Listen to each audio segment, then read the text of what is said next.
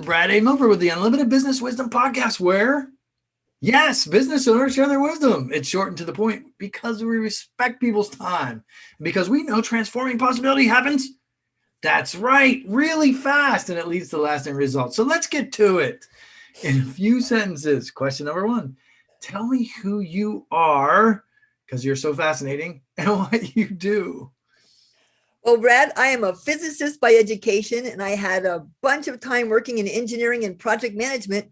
Come to find out, I needed human skills, what my engineering friends call the touchy-feely crap. So now what I do is I work helping managers become leaders and helping groups of people become real teams who use common sense project management that's not common practice to achieve what seems impossible, but was merely difficult. Was that a mouthful? Oh. If you could say that 3 times over and over, that would be great. Managers into leaders, groups into teams to get impossible things done.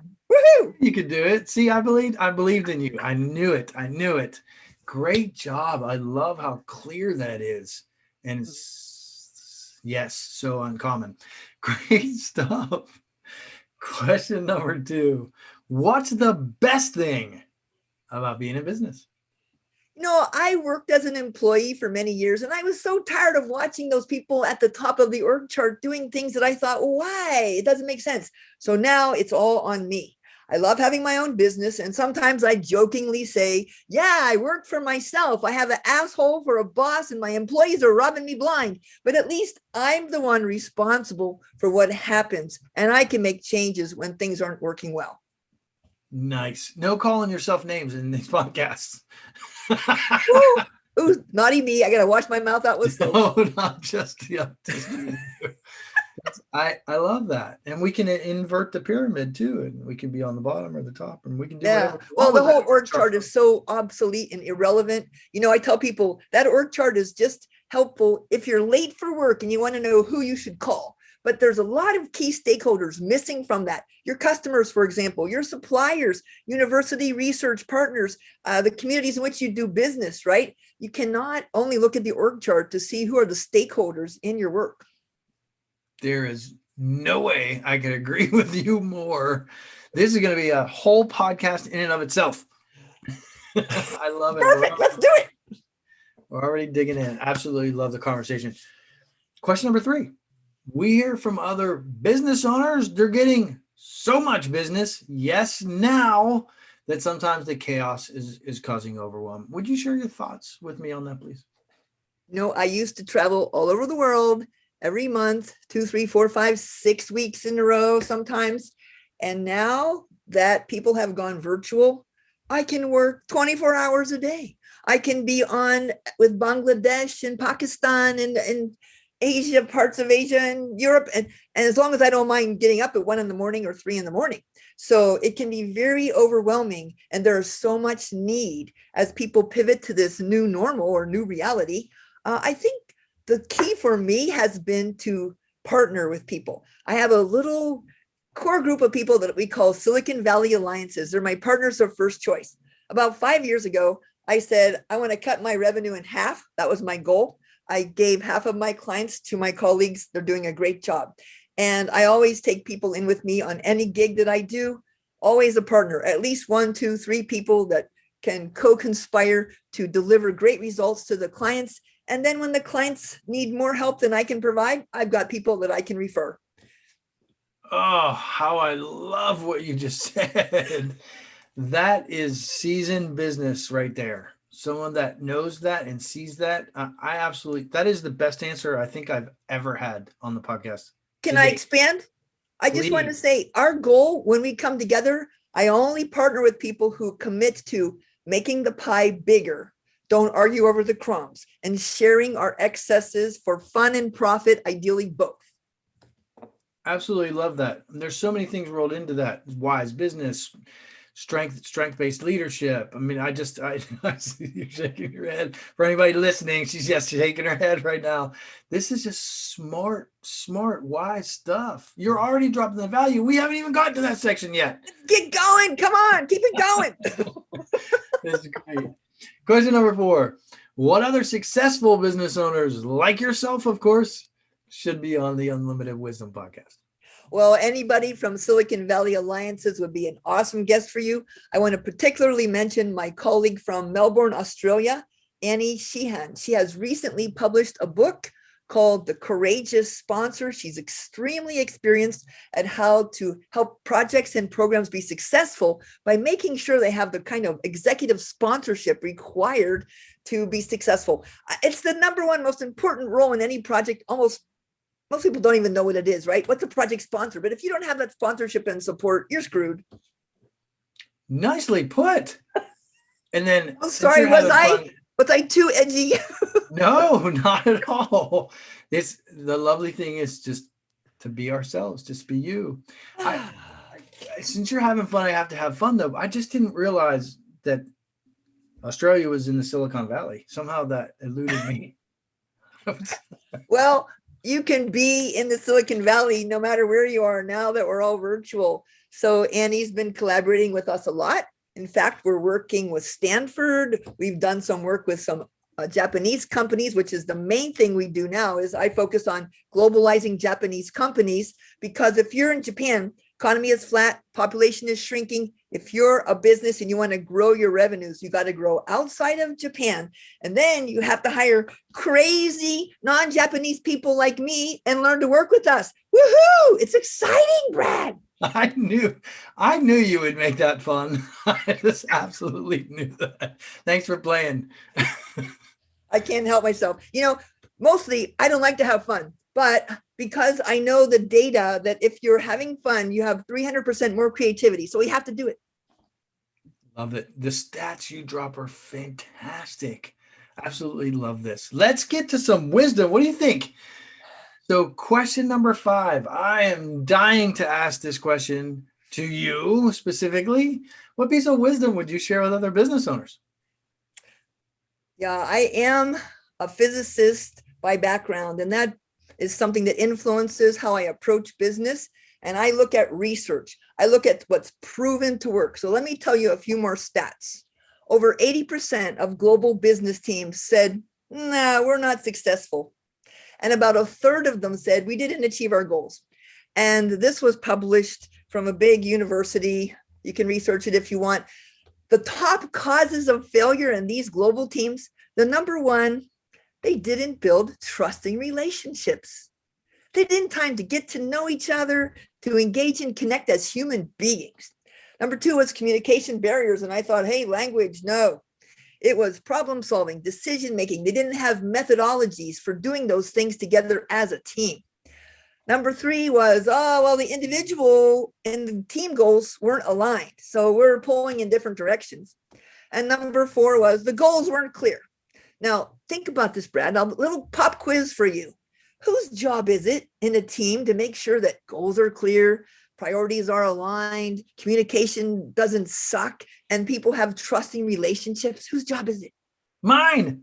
That's a job of the leader. This is totally a failure of leadership, people. Now, I'm going to use the chicken and ask you another tough question.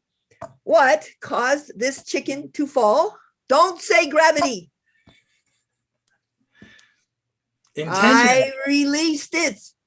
So if you're a business owner and you're saying, gravity made the chicken fall, don't be a helpless victim. If you really want to be successful, you ask yourself, how did I contribute to what happened? And how can I contribute to making a better outcome? And then you take action and get stuff done. That's what you need to do. Avoid the helpless victim syndrome at all costs. And by the way, the causes of failure I just mentioned, the trust, communication, goals, and priority alignment, those are completely predictable and largely avoidable. And yet that's why I have a job, because that's mostly what I work on. Absolutely love that. And the way you delivered that with that chicken was amazing. It's mind expanding. It's mind expanding, Brad. You showed me that before the podcast, and now for anybody, I don't even know how to describe that for anybody listening. It's just mind expanding. Okay. The props are great. I'm calm now. But I mean, Brad, look at the data from Gallup research for the last 30 years on employee engagement. Globally, only 15%, and you know this, 15% of employees are engaged. In the US, the so-called best in the whole world, only 30% of people are engaged at work, meaning they come in ready to give discretionary effort. 70% of workers, even in the US, either just coming to work for a paycheck or actively working against their own company. And the top causes for that failure as well, it's the direct manager. It's not a big secret. It's not rocket science. But why are we still making these totally predictable and avoidable mistakes? I'd love to hear your opinion. Oh, I'd love to share. Yeah, I mean, the percentage is 70% actively disengaged, right? Well, Actively 70% is not engaged, or about 10 or 15% actively disengaged. Why aren't people coming to work jazzed and a purpose beyond profit, a mission that matters, ready to give their all? Yeah, they say people don't quit jobs, they quit their managers and leaders, right? That's And right. you were asking me, I know from my walk and my experience, that's all I can speak from, is that's exactly why. The managers and leaders. So if people have never seen an actively engaged community, if they've never seen an actively engaged team, if they don't know what one looks like, how to represent that, how to be a part of that, how to be in it to win it.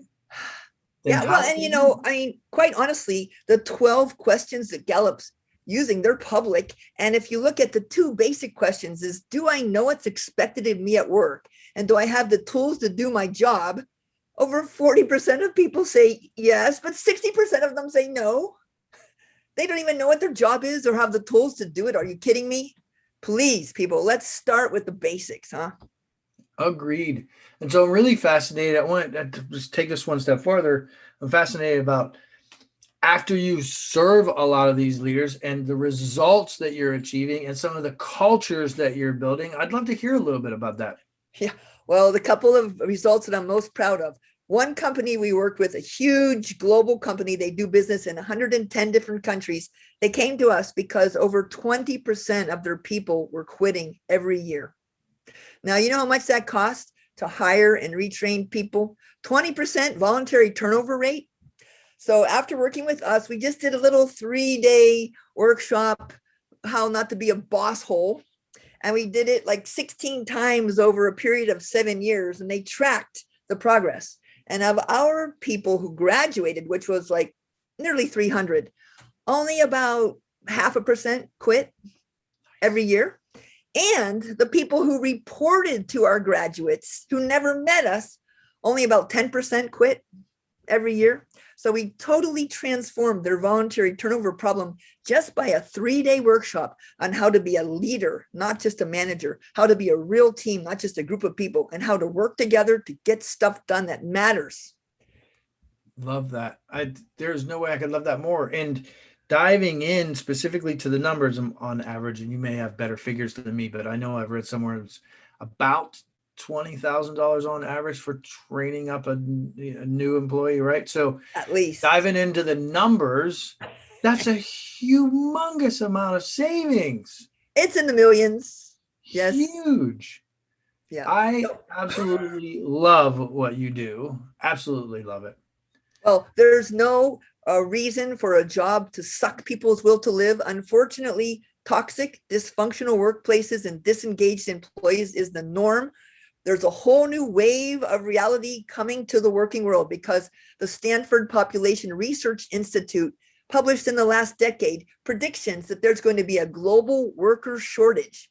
For example, in Germany and Japan, nearly 20% shortage of workers. In the US, maybe about 3%. This means that companies will go out of business because they lose the talent they need to be successful. If they'll drive them away from their dysfunctional work environments, and the wonderful work environments that actually get these principles and apply them are going to attract and retain the best talent. It's going to be a huge competitive advantage.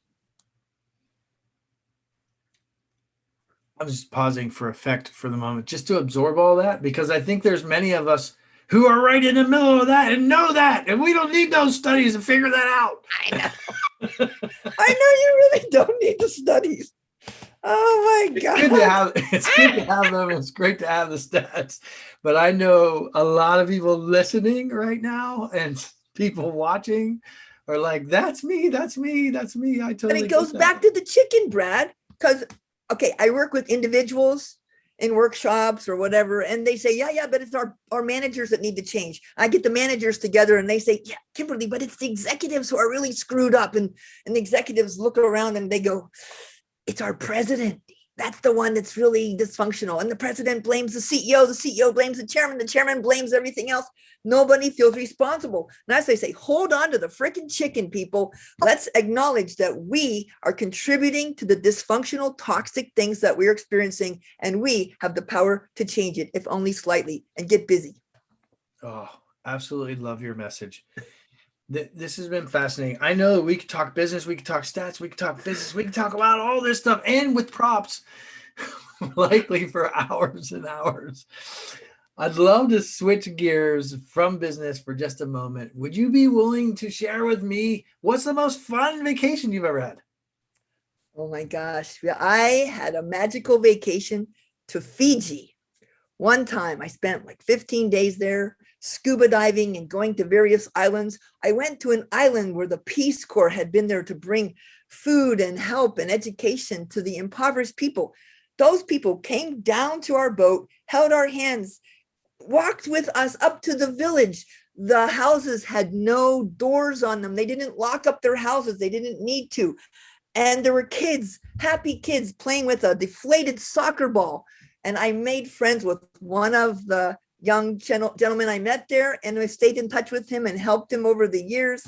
It has been such an amazing experience. And in Fiji, when people pass you, they look at you and they smile and they say, Bula, which I thought meant get away, you crazy person. But it actually means hello. And so, Bula, Vanaka. And if they pass you 3, 4, 5 times in one day, each time they will smile at you and greet you, Bula.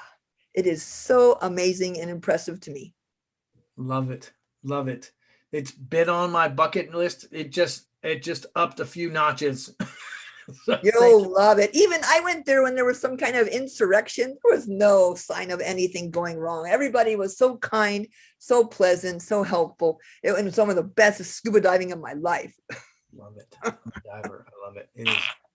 I'm telling you, just up like 5 notches on my list. So Do it. it's amazing. Thank you so much for sharing. And Kimberly, thanks for being on. You have so much energy, so much knowledge, so much experience. I just love connecting with you. It's been fascinating. When someone watches this and they listen to this and they say, wow, what just happened to me, my brain, my energy, and what just happened? How can they reach out to you? How can they find you when they're fascinated by this and they want to connect? Yeah. Well, I'm the only Kimberly Wiefling out on the worldwide waste of time, as I call it. I'm the author of Scrappy Project Management. My email is just my first name at my last name.com, or just call the police. They'll know where I am. That's hilarious. And your book is on Amazon, right? It is. My book is on Amazon, Scrappy Project Management. It's published in Japanese by Nikkei Business Press. I don't read Japanese, but I've been told the jokes are not as funny in Japanese. And we just have a recent book out this year with a bunch of people from Silicon Valley turning ideas into impact. So reach out. I'd love to connect. I'm happy to offer prototypes or experiments with people. If someone wants to spend 10 minutes on the phone with me, just give me a call. Absolutely love it. Buy the book, read the book, and then say, I just read your book. I want to share some insights with you. Yes. If they're flexible on time, I am flexible.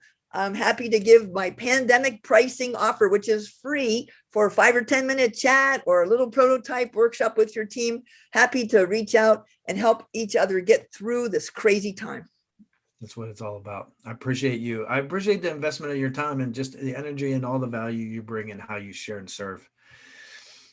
My pleasure, Thank you very much. You know how to reach out. So this is Brad A. Milford with the Unlimited Business Wisdom Podcast, where business owners are making, 5, 6, 7, 8, 9, 10, 12, 13, 14. It's not all about the money. They're sharing their wisdom and they're creating impact globally. Thanks for joining us. Beautiful. Thank you.